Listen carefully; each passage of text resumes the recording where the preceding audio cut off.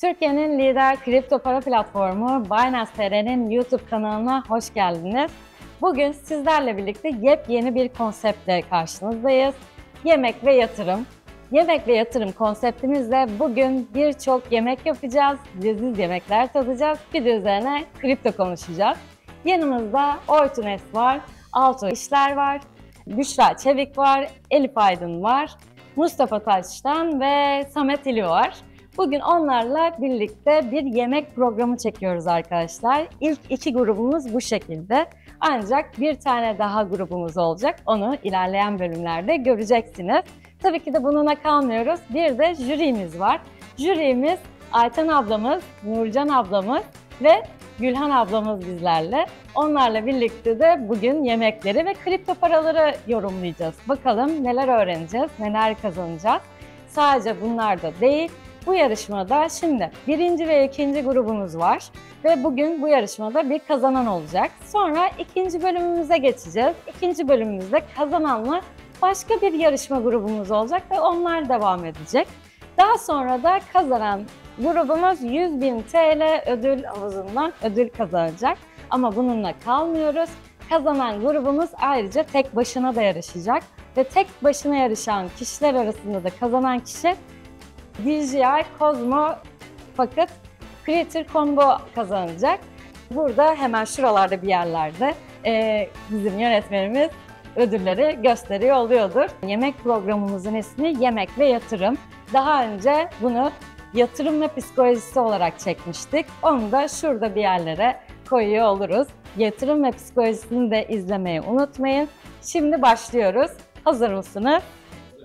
Hazır mısınız? Şahane. O zaman şimdi ilk yemek ismimizi söylüyorum. Kripto portföyünüzü anlatan bir menemen yapmanızı istiyoruz. Bayağı. Ve bunu yaparken çok iyi de anlatabiliyor olmanız lazım.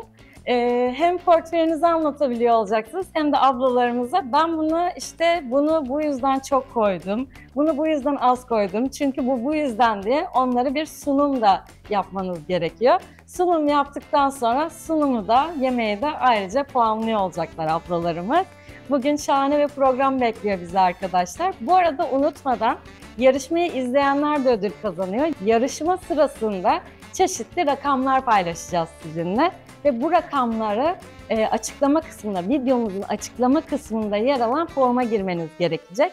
Ve tüm yarışmayı izlemeniz lazım. Çünkü her yerde bunu söylüyor olacağız arkadaşlar. Son olarak da burada oldukça fazla kadınız. İzleyenlerimizin arasında da kadınlar vardır. Bu video serimizi izleyen kişi sayısı kadar da kadınlarımızı Kadın Akademisi'nde eğitmeyi planlıyoruz. Şimdiden başarılar diyorum. Hazırsanız sizleri de başlatıyorum. Tamam.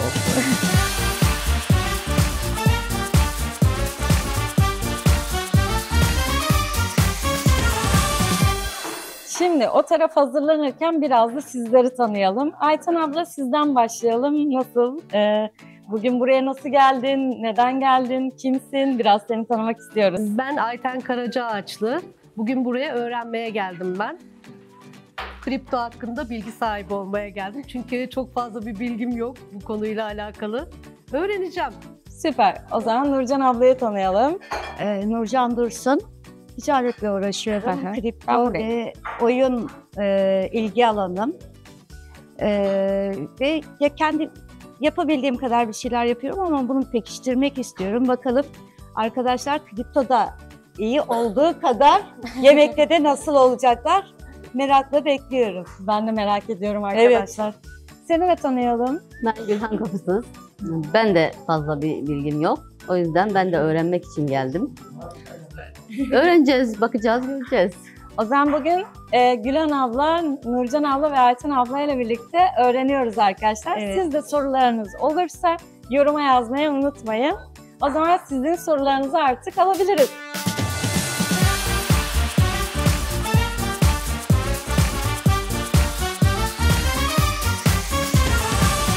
O zaman ilk soruyu alalım.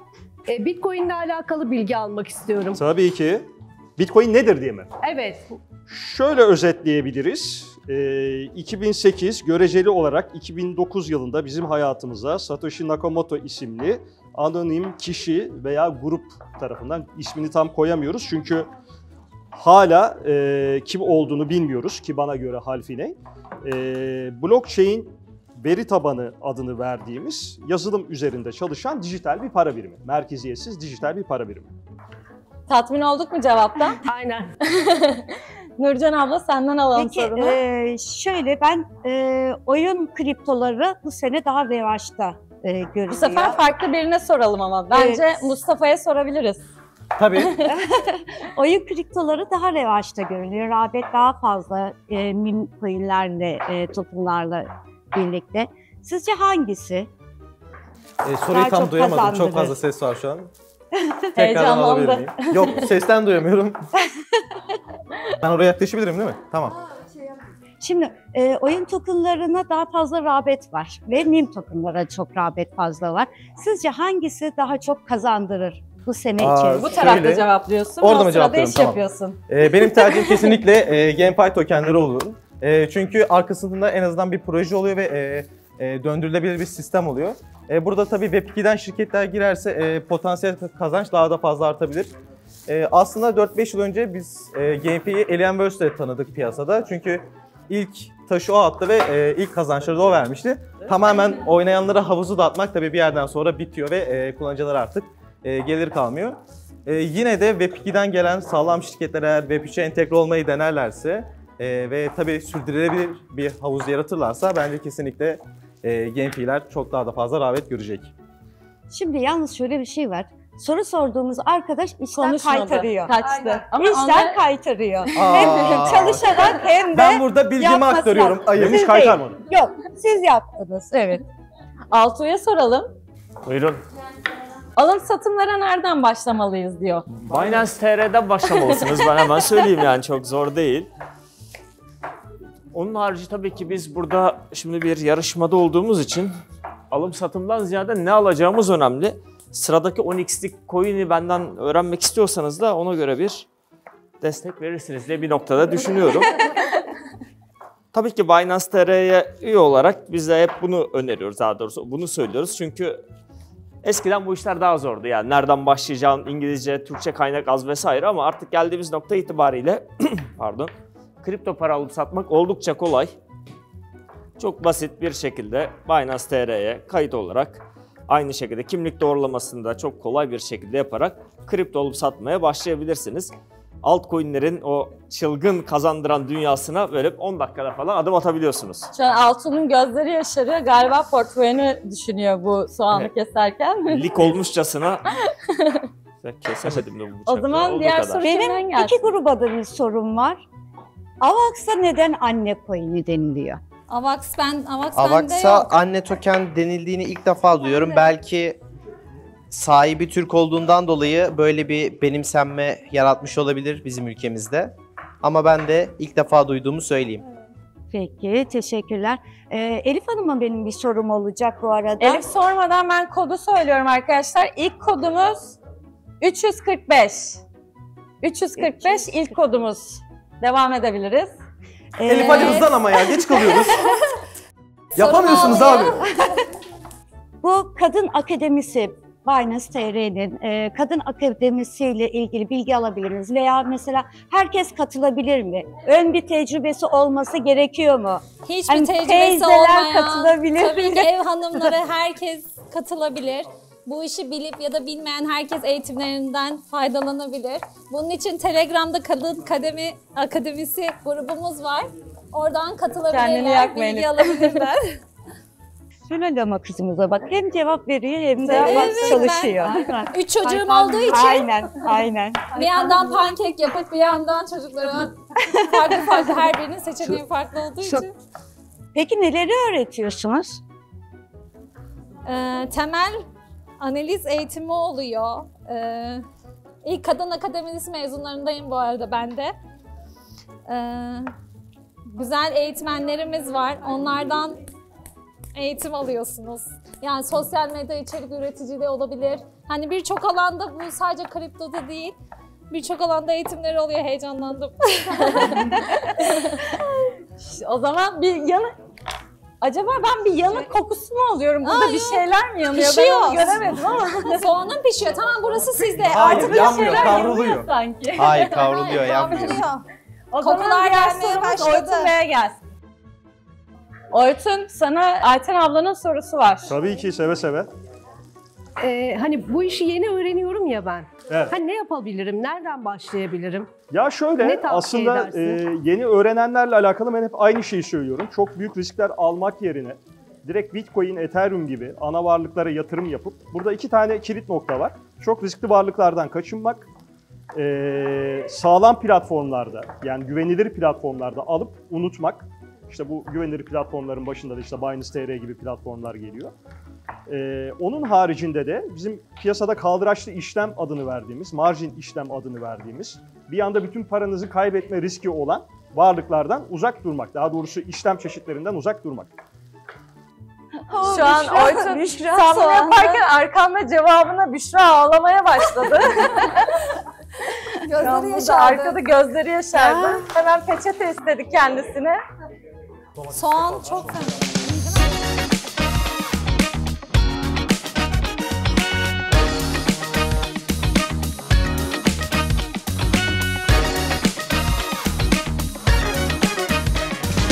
O gelen mis kokular bizim menemen. Aynen öyle. Jüri buna da dikkat alırsanız sevinirim yani.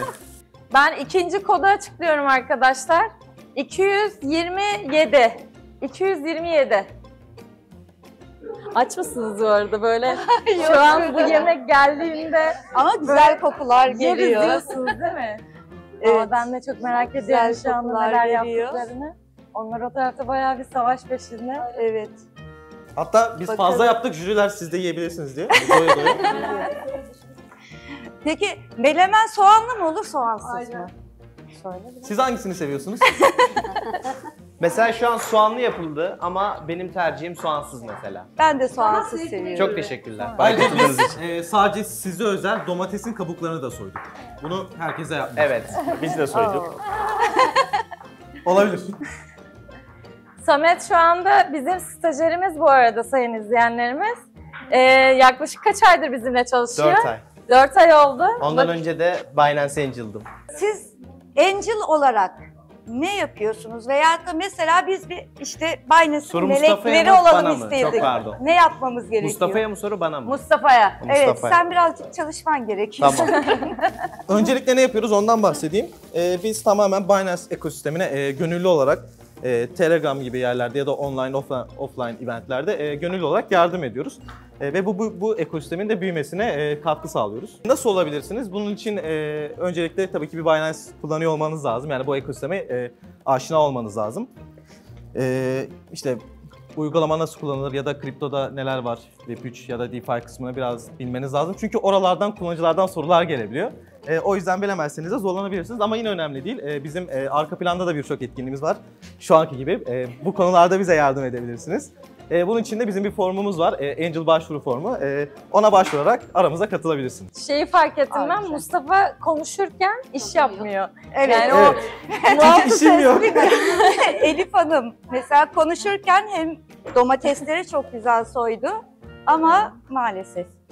bu iki gencimiz sınıfta kalmış Aynen olabilir. Mustafa ile Samet. Ama bizde Joker karakterimiz Elif var. O bizi kurtaracak, ben inanıyorum.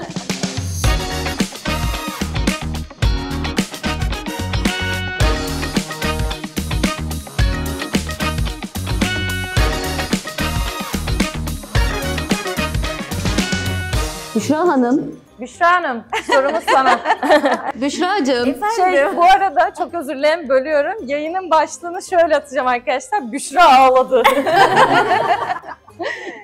Büşra'cığım bir influencer olabilmek için ne yapmamız gerekiyor? Hadi ağlayalım. Evet, böyle ağlamanız gerekiyor. Büşra bugün artık kripto influencerlarına da başladı. Normalde ben de influencer'ım ama sektörüm farklı. Artık kriptoya ben de adım atacağım sanırım bu programla beraber. Kripto influencerlığı daha eğlenceli gibi duruyor burada. Ben ağladım bu yemek için. Yalnız Son soruları alalım. Altu Altuğ gerçekten çok güzel işliyor orada. Helal olsun, tebrik ediyorum. O zaman Altuğ'a bir soru alalım. Evet, siz ne eğitimi veriyorsunuz ya da kanalınız ne üzerine? Biz sizi izlersek ne öğreneceğiz? Bizi izlerseniz kriptoda en çok gereken şeyi öğreneceksiniz. Sabretmeyi. Attım kız. Onları da biraz hızladım. Sabretmek derken? Evet, çünkü kriptoda gerçekten kazanmanın 9'u sabretmek üzerine. Yapılan araştırmalar var bununla ilgili. Sürekli al-sat yapanlar vesairelerin kazanç oranıyla sadece doğru zamanda alıp bekleyen, hiçbir şey yapmayanların gelirleri karşılaştırılıyor ve sadece alıp bekleyenler her zaman daha fazla kazanıyor. Evet, 4 senedir bir tane kriptomu bekletiyorum. En güzeli Hala yani. bekliyorum. Çünkü çok fazla trade yaptığınızda kriptoda bir noktadan sonra kontrolü kaybediyorsunuz. Peki bu meme tokenlarla ilgili? Neylerle ilgili? Meme tokenlar Meme token. var ya. Evet. Ya şu anda genelde hani böyle çok revaçta görüyorum ben takip Doğru. ettiğim kadarıyla. Meme tokenlar biraz hayal satıyor. Pul biberi unuttuk bak. Şurada. Meme tokenlar aslında kriptonun güzel yüzü. Yani insanlara hayal satılan yüzü. 10 dolar koyayım, milyon dolar olsun hikayeleriyle böyle haberlerde gördüğünüz o birazcık daha işin şehir efsanesi kısmı. Maalesef gerçekler öyle değil. Tabii ki topluluk paraları önemlidir. Tabii ki meme tokenlardan da para kazanılır. Ama o jeneriklik şeyler aslında içeri girenlerin belki de milyonda biri gibi bir oranını gösteriyor. İşin birazcık pazarlama kısmıdır. O yüzden ben her zaman tabii ki meme tokenlar iyidir, hoştur ama öyle ya da böyle işin arkasında bir teknoloji, bir değer olan projelere her zaman benim gözümde daha önemlidir. Ve yatırım olarak da hele uzun vadeli tutuyorsam hani meme tokenlardan ziyade ben birazcık daha en azından ne derde deva olmaya çalıştığını bildiğim projeleri almayı tercih ediyorum. O şekilde de öneriyorum takipçilerime. Peki. Üçüncü kod altyazı olarak geçecek arkadaşlar. Üçüncü kodu altyazı olarak videoda göreceksiniz. Yemeklerimiz bitmeye başladı. Kaç dakika kaldı? 1 dakikamız kaldı arkadaşlar. Burayı temiz bırakmanız gerekiyor söyledim. Bu taraf zaten temizliyor, bu taraf zaten temiz. Önceden hazırlarmış. Birazdan geri sayıyoruz. O zaman herkesin bittiyse sayıyorum. Bakalım. Şöyle siz de yanlarımı alayım. 10, 9, 8, 7, 6, 5, 4, 3, 2, 1, 0. Şu an yemeklerimiz bitti. Bu tarafta ve bu tarafta farklı menemenler görüyoruz aslında. Burada biraz daha sulu bir menemen var. Burada biraz daha kuru bir menemen var. Anlamlarını şimdiden çok merak ediyorum. Sırayla jürimize gidecekler ve sunacaklar. O zaman şimdi o tarafa geçiyorum.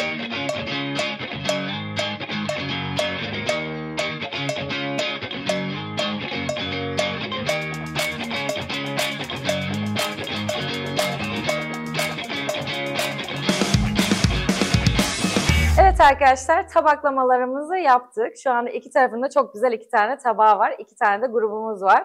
Bu grupların bir ismi olsun öncelikle. Sizin isminiz ne olacak? Grup isminiz? Var mı bir düşünce? Angel'lar diyelim biz. Evet. Binance Angel'lar. Binance TR Angel'lar. Diğer tarafta ne alıyoruz? Kripto teknik olsun bizim de. Kripto Teknik. Artık Büşra da bir O da kripto artık teknik kripto üyesi teknik üyesi. oldu.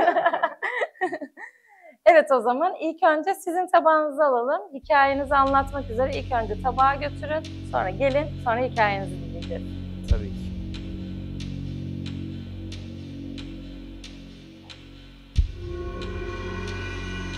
Teşekkür ederiz. Rica ederiz.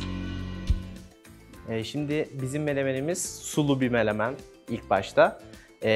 İçinde farklı baharatlar var. Bu farklı baharatlar da kriptonun acı ve tatlı yanlarından geliyor. Onun dışında bol domatesli olması da kriptodaki fırsatların çokluğuna işaret ediyor. Kısaca böyle özetleyebilirim. Teşekkür ederim. Ben de şimdi jürinin yanına geçiyorum ve o menemene ekmek banmanız gerektiğini düşünüyorum.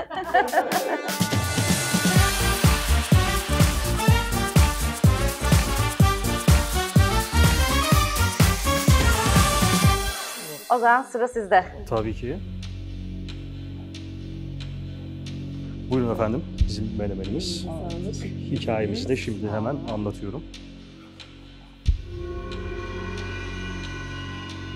Şimdi öncelikle şunu söyleyeyim. Menemen bizim için zaten Altuğ ile beraber gelirken konuşuyorduk. Çok özel bir yemek. Şundan dolayı özel bir yemek. Biz böyle ne zaman İstanbul dışına çıkacak olsak mola yerlerinde menemen yeriz. Özellikle menemen noktaları ararız. O yüzden bugün menemen olduğunu öğrenince ekstra bir mutlu olduk açıkçası. Yaptığımız menemen biraz rafine bir menemen. Çok fazla diğer grup gibi sulu yapmadık ki bence menemenin sulu olmayanı makbuldür. Ve şöyle bir tık yumurtasını fazla koyduk. Neden fazla koyduk? Sarı rengini birazcık arttırmak istedik. Çünkü menemenin her yerinde sarı nokta hakim olsun istedik. Bu da şundan dolayı bir Binance borsasının şu anda etkinliğindeyiz. Ve Binance borsasının rengi sarı siyah. Ve Binance borsası nasıl kripto para piyasasının her yerine hakimse bizim de menemenimizde birazcık sarı rengin hakim olmasını açıkçası istedik. Biberleri bir tık fazla bıraktık. Kripto para piyasasının birazcık acı tarafı, yani bu sert düşüşler falan, onları net bir şekilde ifade edebilmek için. Onun haricinde dediğim gibi yani kripto para tarafında böyle sululuklardan biz çok çekiyoruz. O yüzden çok fazla sulu bir menemen olsun açıkçası istemedim. Teşekkür ederim. Afiyet Sağ olsun. olun.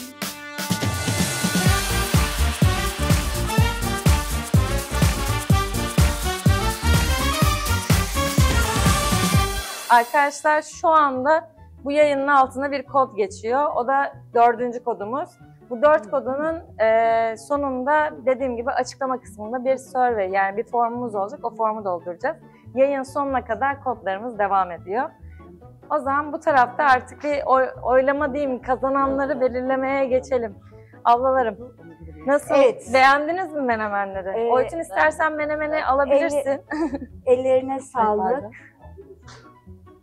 Her iki takımın da gerçekten eline sağlık. Şimdi Angel'larımızın takımındaki yağ oranımız birazcık böyle yağı hissettiriyor.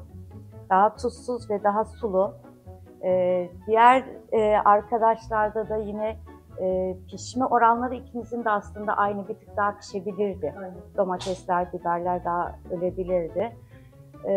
Biz kararımızı verdik. Verdiniz, süper. Verdik. Ama kıyamam ben bunları, nasıl seçeceğiz? Çok hızlı açıklamayın, yavaş yavaş. Yavaş yavaş. Evet, söyleyin lütfen. Araya bir reklam arası Kıyamam olalım. derken oraya baktığınıza göre kıyın. Araya bir reklam arası olalım. Bizim bir tane kampanyamız var, ondan bahsedelim.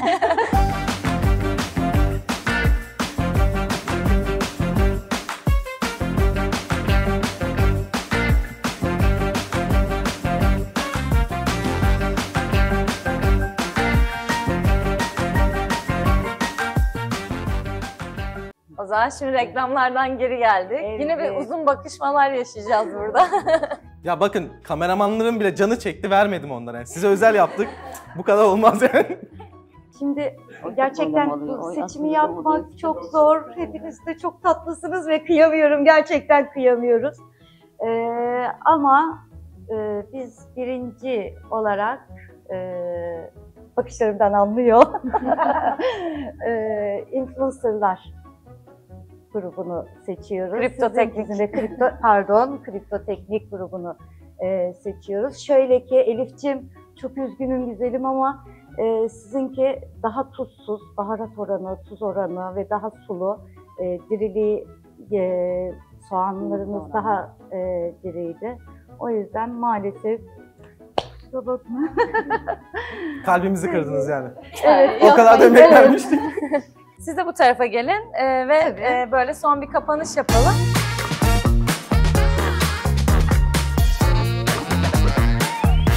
Yarışmamızın 1. bölümünün sonuna geldik. Bugün kazananlarımız Oytun, Altuğ ve Büşra.